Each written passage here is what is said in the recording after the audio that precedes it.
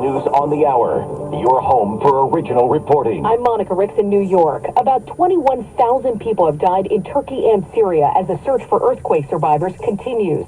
CBS's Chris Livesay is in southern Turkey. Help cannot come quickly enough.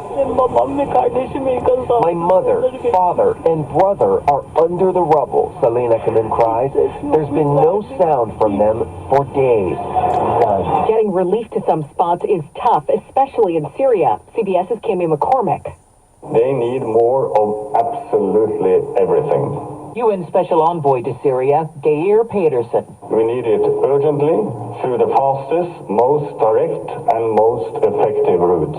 Some roads have been destroyed, others have now been cleared, and the challenge is to get assistance to both government and opposition-controlled areas in Syria. President Biden tells voters in Tampa he's working with Republicans to protect entitlement programs after getting booed during his State of the Union speech for suggesting some GOP members want cuts.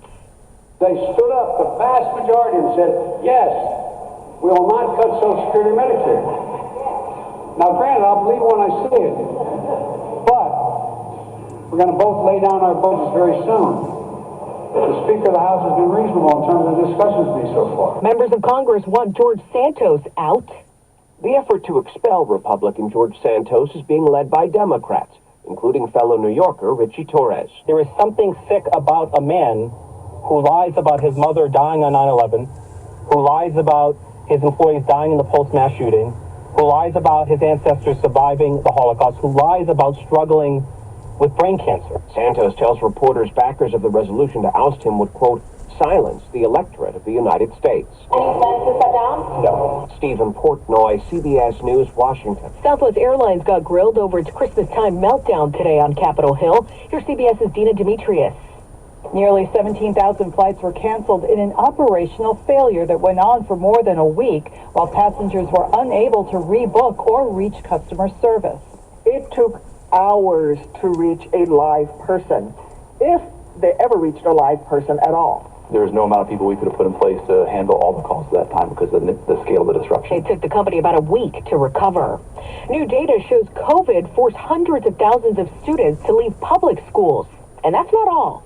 A new federal report says 49% of public school students began this academic year behind grade level in at least one academic subject. That's CBS's Steve Kathan. Raindrops are falling on my head. Legendary composer Burt Bacharach has died. He had dozens of hits and wrote songs for the likes of Dionne Warwick and Carole King. This is CBS News. Eric was... Well, that's today's news. I didn't hear any good news, did you? I didn't think so. I guess it's all about perspective. The glass is half full. Well, as always, I'd like to thank you again for coming along with me on these Dash Cam News adventures. You know the drill. Peace, love, and all that hippie jazz. Bye-bye, everybody.